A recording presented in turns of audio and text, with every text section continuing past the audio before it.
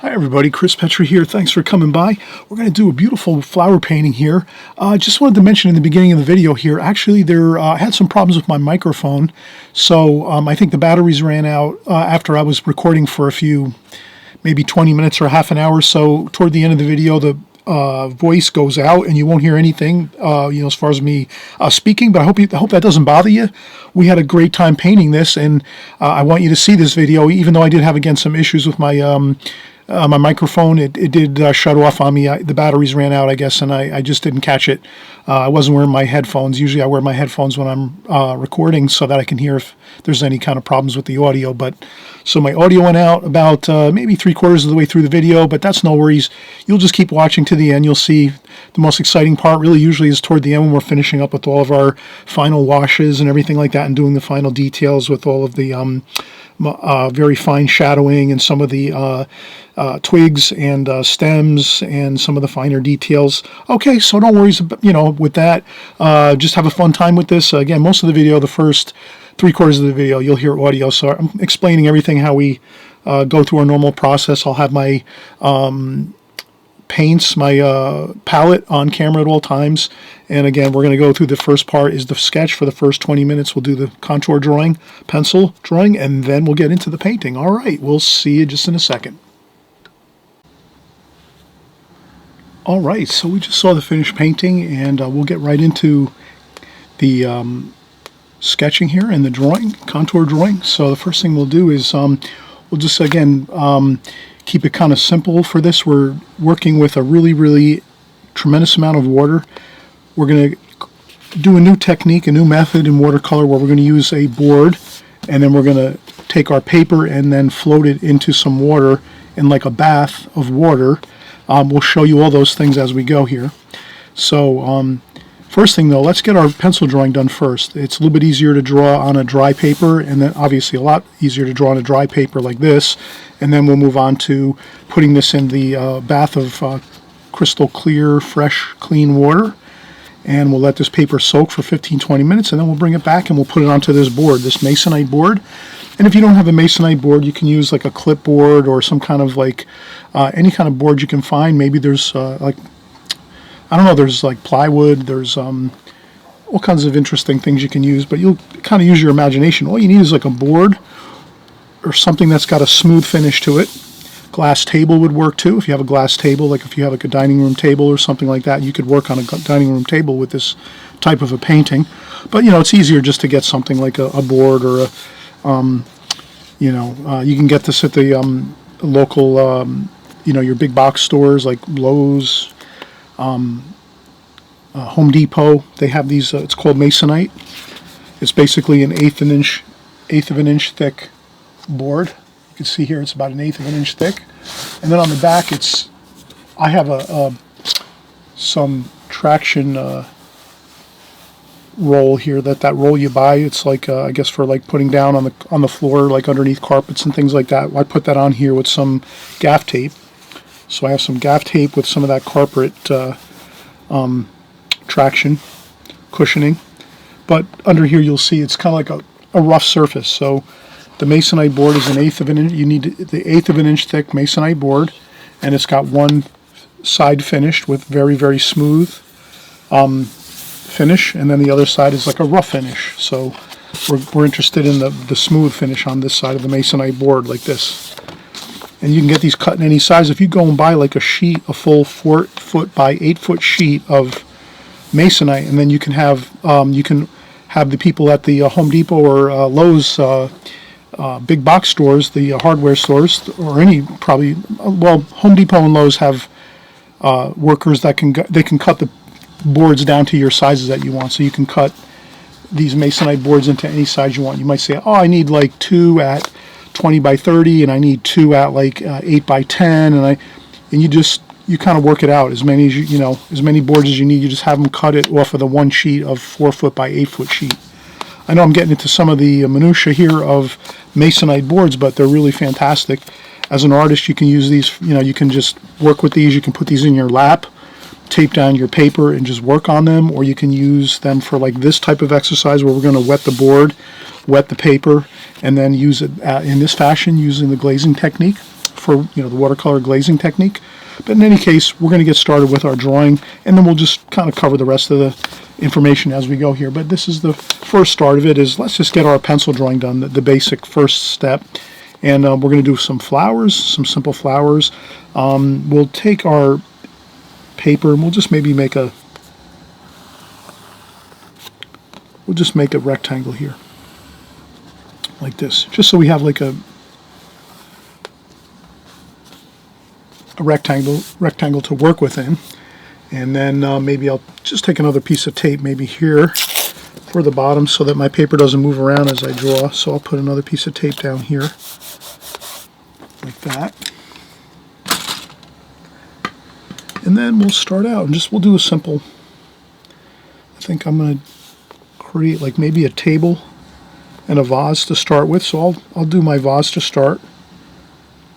And I'll just do a simple vase like this. Like this. So that's a simple jar or a simple vase like this here we have. And I'm contour drawing it.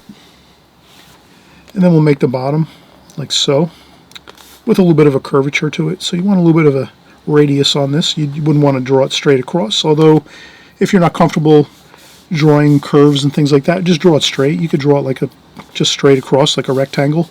So essentially this shape of this vase is essentially a let's see if I have, all right, yes I do. I have some extra paper here. I'd rather I'll use this anyway. But you can see this vase is actually like a rectangle. So it's like a rectangle. So you can think of it as a rectangle, or a square basically, or a rectangle like that. And then it goes up a little bit and curves in, like at the top, like this. Like that. So you can kind of start off thinking of a rectangle, and then you just curve in a little bit up here and down and curve out there like that. And then you have it. That would be that shape that you need. And then from there, I think we're kind of set. We'll make a table in the background here about just a little bit above the bottom of the vase. So I'll just take that and make a kind of like the back of the table. So we're going to pretend this is sitting on the top of a table, a vase of flowers, and we'll make some stems in the bottom of this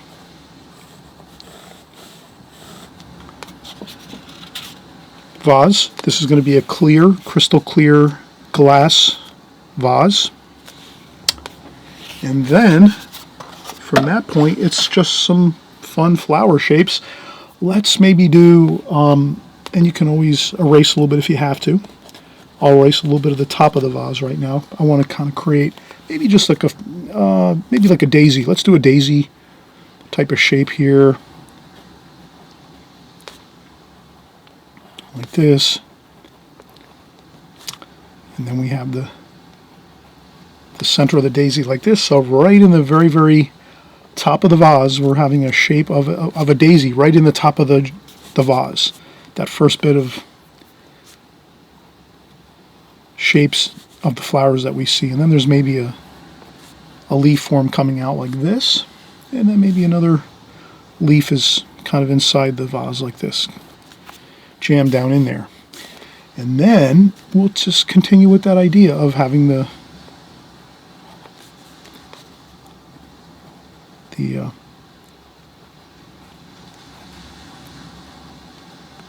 like this. Right. So that's the daisy shape here of the flower. And, I'll go over a little bit darker. I'll just kind of put a little bit of the darker shapes in there so you can kind of see. Like this. And then let's create another daisy over here on the left-hand side. Why not? Let's put one up here. And then we're just going to have it the shape of it like this. Doesn't have to be perfect. You just want to kind of get the idea of the daisy petals going out, radiating out, the radiating forms of the leaves, petals of the leaf of the flower, like this, like that, and then the center of the flower like that. The daisy, the center of the daisy. So if you have that completed and you have maybe two, maybe a large one in this first right in the top of the vase, we have a daisy right there, and then another one to the left here. So that's kind of nice. And that's, we'll make them white daisies with some yellow for the center of the flower. Then what we'll do is we'll go with another type of flower that's going to kind of match the color scheme of this painting. We'll do a sunflower. So up here we're going to create a sunflower up top here. So let's kind of do this. We'll just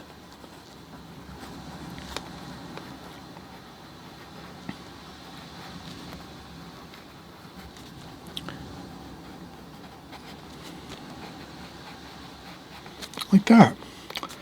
And then this has the center of the flower there is kind of like a brownish color, the brown color of the center of the sunflower.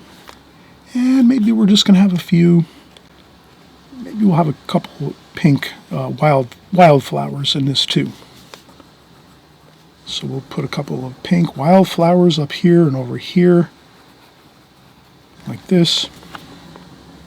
And maybe even a few over here. Let's do another over here, like that, and maybe even another one up here.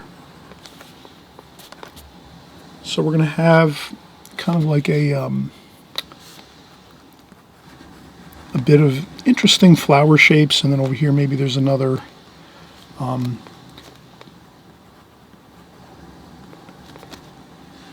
sunflower over here. And we'll kind of put that one in profile.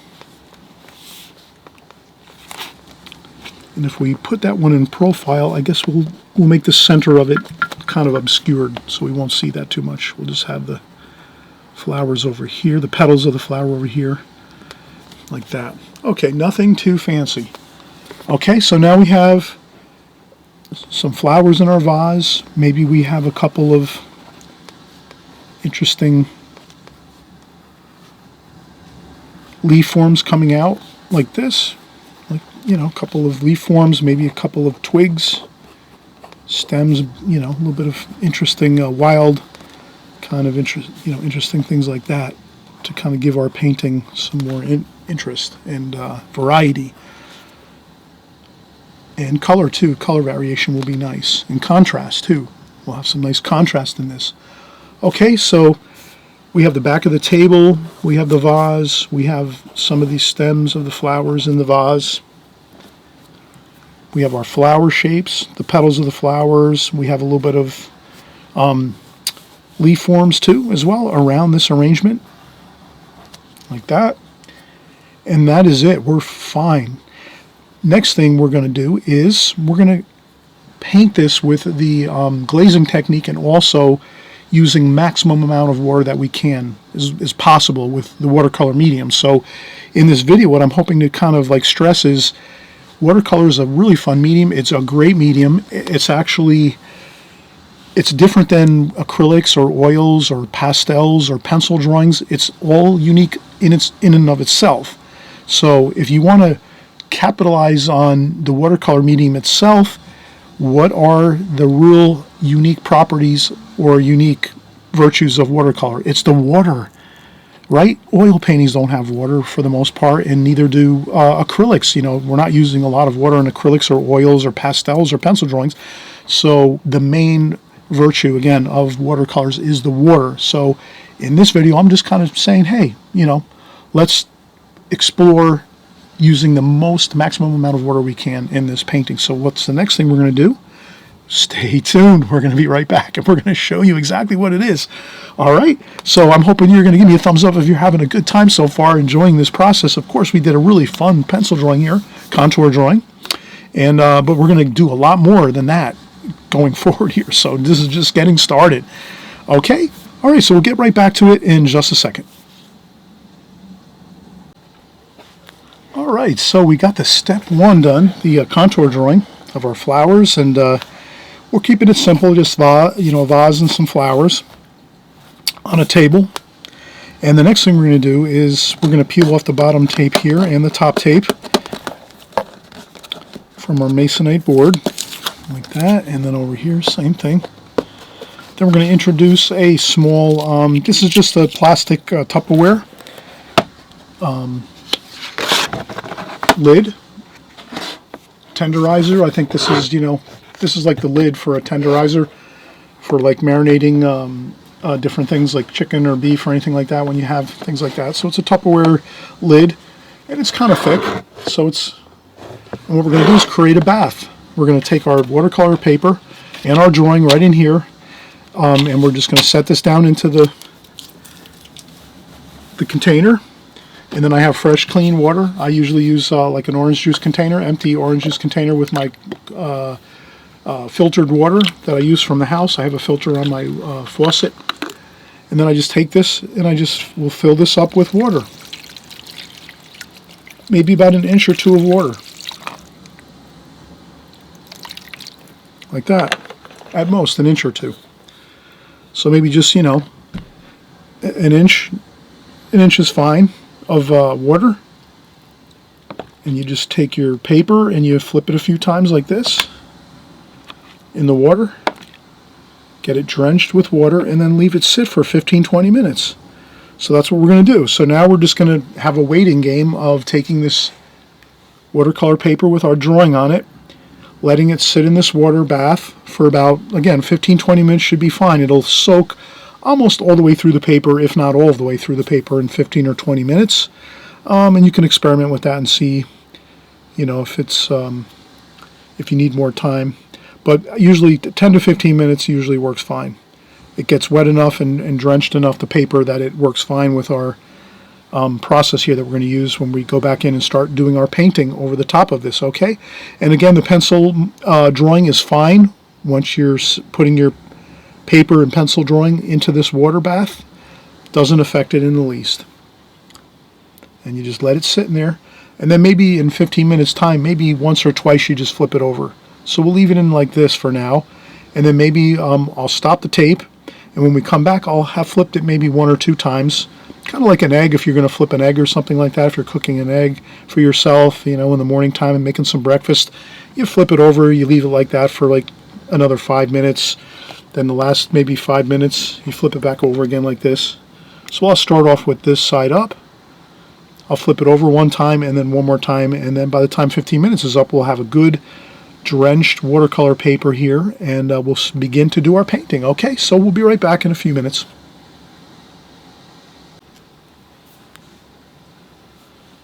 Alright, so we've been monitoring this here for about 10 or 15 minutes, and the paper is now saturated pretty much completely all the way through, I think, or if not, it's pretty close to it. 15 minutes. I have this has been sitting in the water, so that's what you want, about 10, 15 minutes, 20 minutes. And what I'll do is I'll take this plastic Tupperware pan away, and we'll just set the paper right down on top of the masonite board.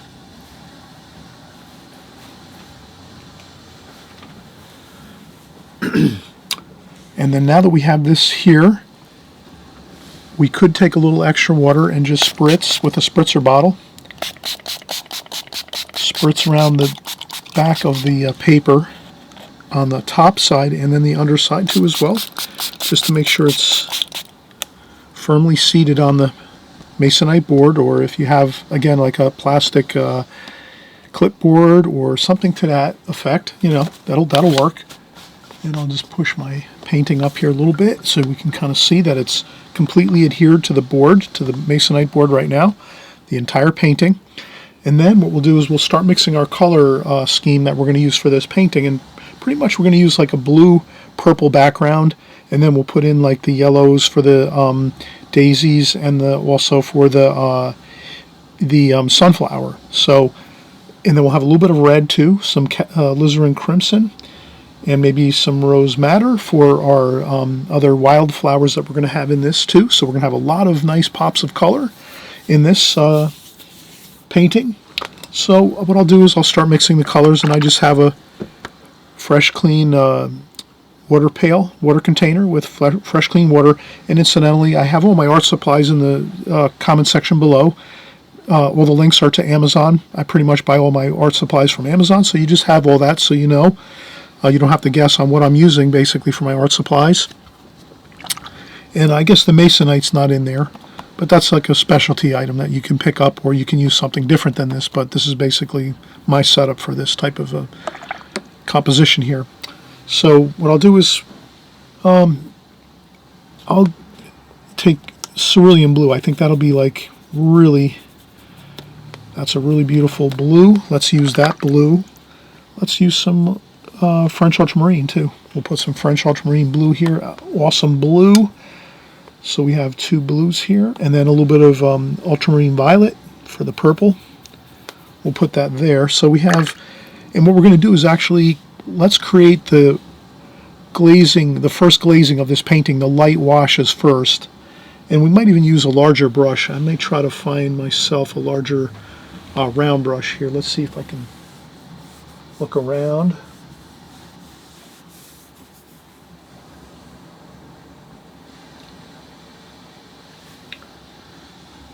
Well, this will work fine anyway. We have a number, I think this is a number 6 travel brush, a Skoda. So we have, and then we'll use some raw sienna too. So we're going to have kind of like a warm and cool effect. And then also some cadmium lemon yellow. And then a little bit of brown here. These are basically the colors that we're going to use in the painting. We also have some red.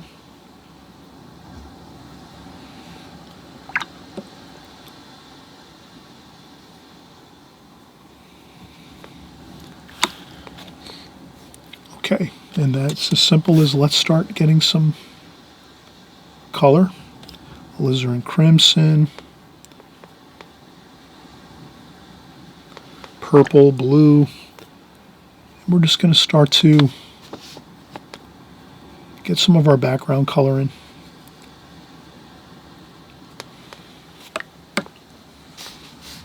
And this is the fun part. This is the first glazing that we're going to do. And it's really just a matter of putting some color throughout. I would go very, very light and sparingly around where the flowers are. We're going to want to try to keep those flowers kind of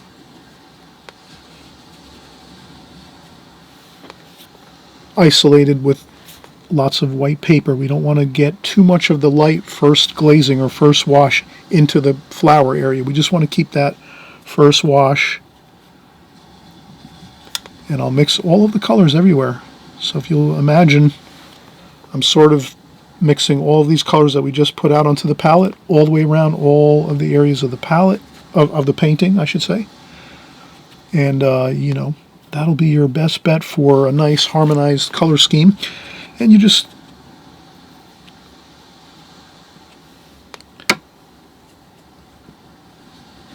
maybe down here we'll do a little cooler, like that. Some cerulean blue.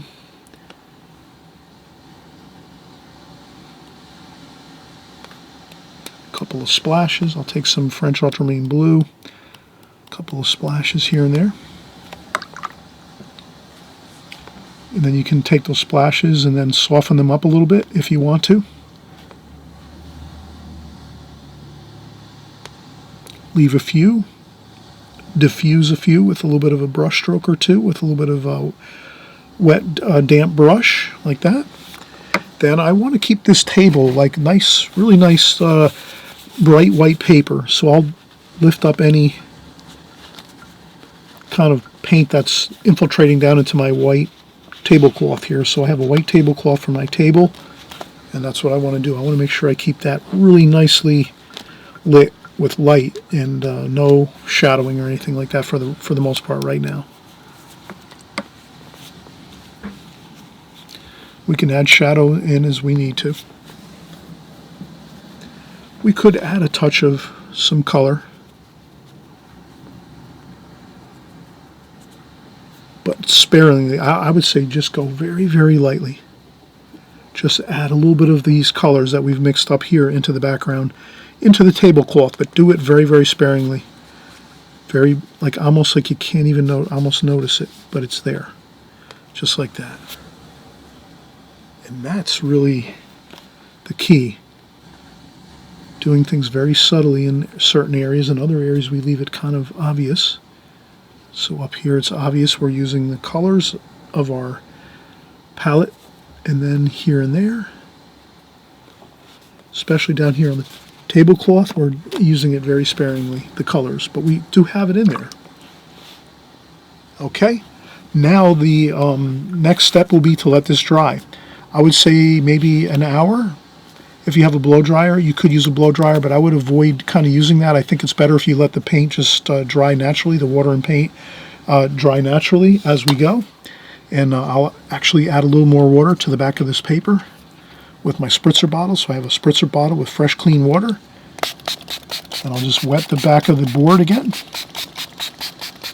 Plenty of water. And set the paper back down again. And then on the bottom too.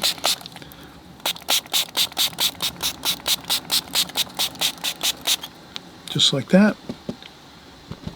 And that's it. And that means that our paper is going to really just stay adhered to our board. And you can kind of see if I turn the paper up like this, you can see it's all completely affixed to the board that we're using. There's no buckling. There's no buckling of the paper whatsoever.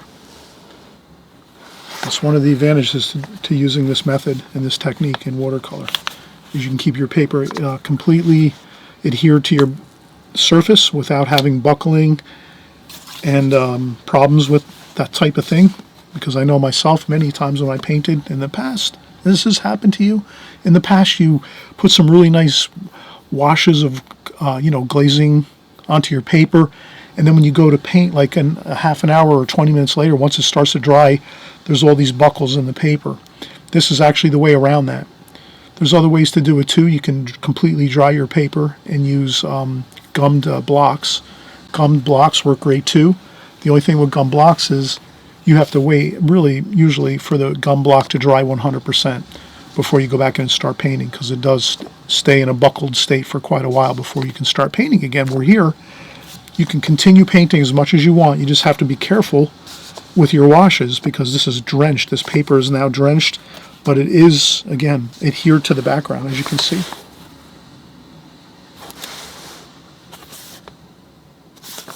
And that's an advantage. You can continue to work like this. So that's what we're going to do. We're going to actually let this dry for a little while, maybe 15-20 minutes or so.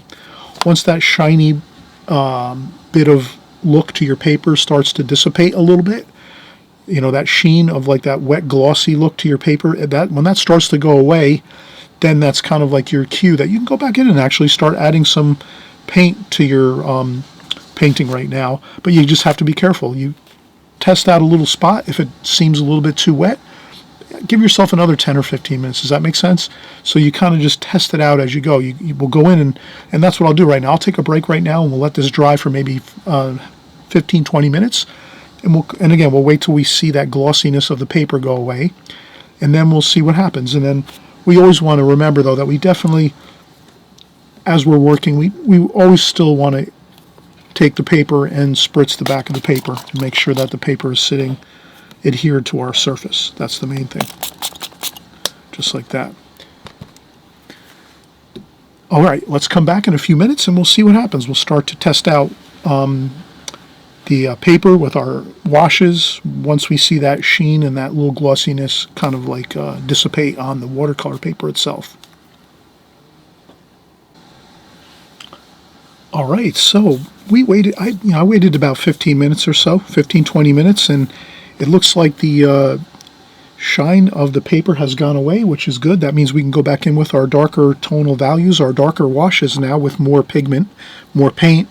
I will peel this back a little bit and just give it one more spritz of paint, water, I should say. And I'll do the same thing at the bottom of the painting.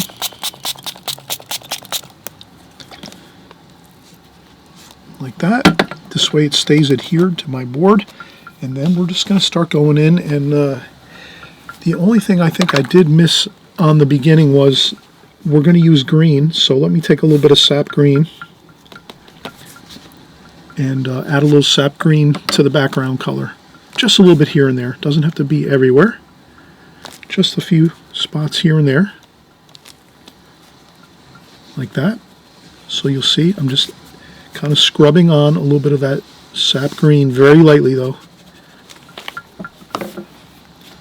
And the same thing too, a little bit in the foreground here, on the cloth, tablecloth here, a little bit of that green, sap green, just a light sap green, just a tiny bit. And then you can always blot up a little bit with your paper towel or tissue. But that will go a long way to harmonizing all the colors of this painting. Now we have some green in there because we're going to use obviously greens for the leaf forms.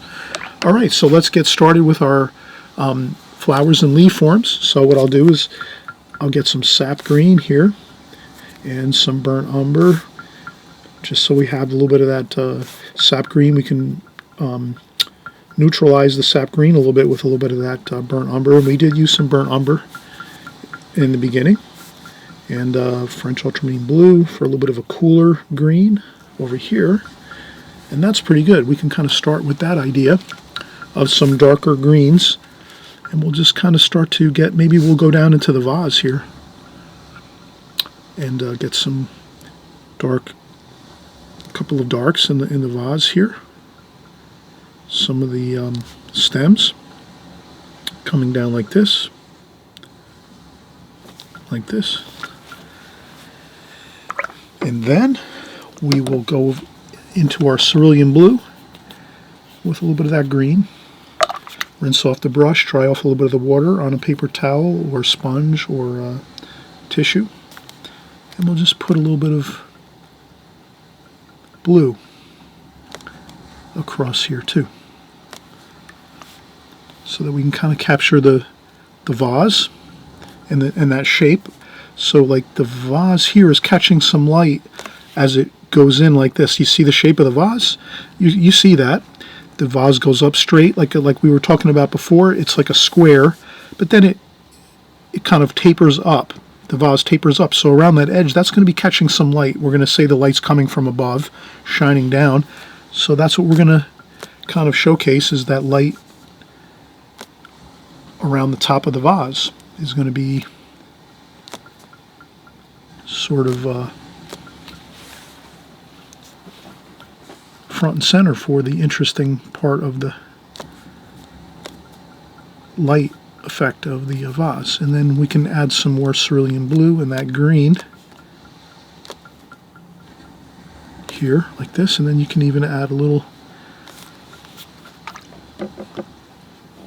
bit of color at the bottom of the vase with the cerulean blue and green. But I wouldn't color, or I wouldn't put washes in the entire vase. I would leave a lot of white paper within the vase. Can you see how I did that? That's the thing, is I like to leave a lot of that white paper in the vase area, and that kind of gives it like that feeling that you can see through it. And we will put some more stems in later once this dries. So always remember, you can layer your washes as you go. So you might have pencil lines like we do here that you can see that are like stems coming down from all of these flowers and these leaf forms and things like that within this bouquet. And just remember, you can always go back in and add some of those dark stems once this dries, this wash that we've just created right here. So that's a fun thing to remember. And I'll leave this as it is with lots of white so that we feel like we can see through that. And then there's no reason why we can't add a little bit of a line in the back going across for the back of the table with a little bit of the blue back there like this. And that gives us a feeling like we can see through the vase, which is kind of good. And you can add some shadow down in the bottom of the vase here, some like this. And then let's kind of get in here and get some exciting colors going. Cadmium yellow and cadmium lemon yellow. Let's use those two yellows. We'll start to work some of our daisies here. So I'll put in some cadmium yellow, which is that really kind of orangey yellow. We'll do that there, and over here too as well. And then we can even add some lemony yellow too, like this.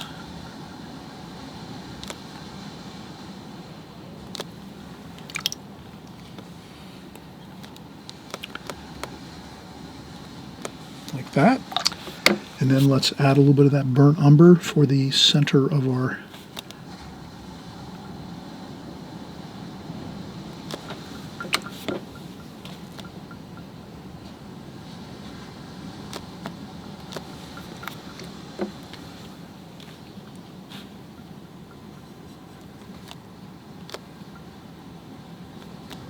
So we're going to create that dark center of the sunflower there. Maybe a little bit of gold in there too. We can harmonize some of the colors and use some alizarin crimson here and there. You can just infuse it in a few little spots here and there. Since we're going to use alizarin crimson for some of the flowers, there's no reason why you can't actually add it in a few areas like we're going to do right here. And then you just sort of kind of sneakily put it in there so that you do have some alizarin crimson kind of in other portions of your painting, and it's not just in the one area where we're going to have some flowers. And we do have it up here too, so we did add it up in the first wash, the glazing. Our first glazing, we did add, you know, a decent amount of alizarin crimson up here in the background, and now we're just putting in a little, you know, a little bit here and there in the tablecloth, but just a little light bit of it. So we want to keep that white tablecloth really bright white, almost like white paper. And then again, I did add a little bit of that red here in the vase just to put a little bit of that color in there too.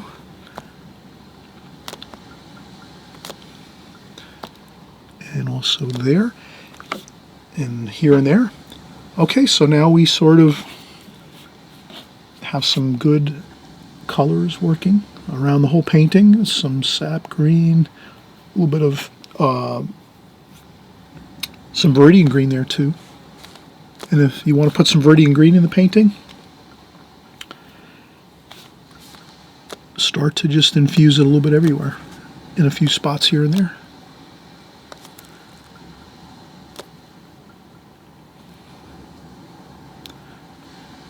What happens is I kind of start out with a more limited palette, and then if I want to add in colors, and I always like to add in viridian green for some reason, I just find that color so exciting, I just enjoy it so much. But I just remember, if I'm doing that, I'm starting out with a limited palette, like you saw how we just started out with our first bit of colors when we first started, right? Then you can add other colors as you're working, but you just have to remember, let's add it a little bit everywhere. So you did just see now that I'm adding some of that viridian a little bit everywhere, but it doesn't have to be a lot, just a tiny bit, and really light too, like a light, just like mostly water with a little bit of the viridian color. And if you just blot it and put it a few spots here and there, maybe a little bit on the tablecloth, just barely visible, it'll read correctly and everything will look very, very harmonized, all your colors. So let's keep working now on this, and we kind of see we have a lot of good color now. I'll take more viridian green, sap green, a little bit of burnt umber, and a little bit of blue, French ultramarine blue. And this way we can get some really good darks in here too as well. We want to add some darks here and there. And those darks will really kind of just add an excitement to the composition if we have some of those darks. So I would add them very sparingly though. I would not add them in large amounts, just a little bit. So this might be your bit of darks that you put into your painting that are almost like just a tiny amount of them here and there, and that's it. You don't want to do too many. But if you just mix them around a little bit and put them in a few spots, it goes a long way. And you can add a few in here.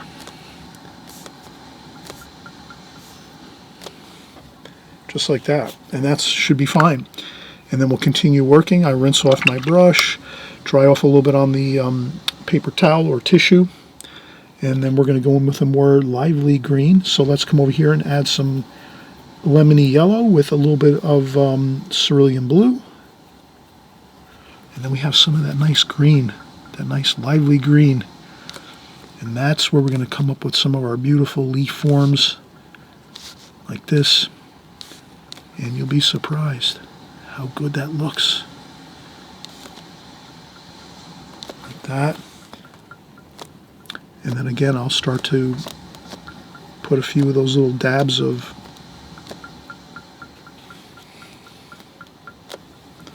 a little bit here and there.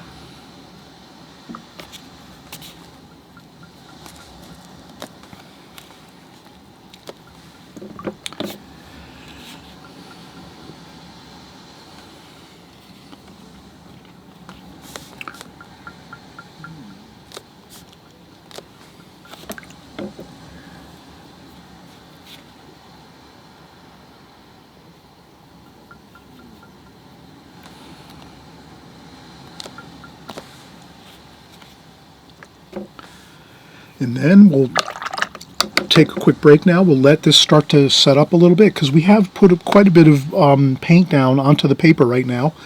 You can kind of see how we added those washes as we were going here through this whole entire composition and painting.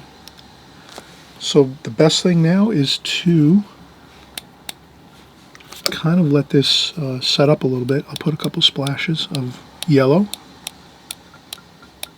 kind of subtle. And what I'll do is, as I shut the camera down now and I take a break, I'll empty my water container because you can see the water in the water container is pretty murky looking right now. So I want to get back to fresh, clean water. Maybe for my paint, for my palette, I might clean up my palette too and take a paper towel and just like clean off all the colors now, and then start to just work again with a fresh, clean palette, because I think we're at the point now where we have most of the painting done. So I'll start out with some more clean palette with nothing on there, and we already know the colors that we've been using. So we've been talking about all the colors that we've been using. Cadmium, the darks were the burnt umber, French ultramarine blue. We were using cadmium yellow, cadmium yellow lemon. We used some raw sienna. Of course, we used the green, sap green, mixed with the cadmium yellow lemon too as well. And what else did we use? We used a little bit of in the beginning, we used some ultramarine violet, purple, so we can use a little more of that as we're working. And we used a lot of cerulean blue, so you can kind of tell how we used the same sort of colors. And of course, the alizarin crimson and rose madder, we have that in the painting too. And we have some more of those wildflowers that we're going to put in that are the red colors. So we'll have more work to do here, but I think we are pretty much coming along. Maybe we're 75% complete right now. So I'll take this, clean out the water bucket, get fresh clean water in here, clean off my palette so I can get fresh clean colors onto my palette again, and we should finish up probably within the next 15-20 minutes. On our next go, we should be pretty good. We'll get mostly everything completed after this. Okay? All right, let's come right back then in a few minutes.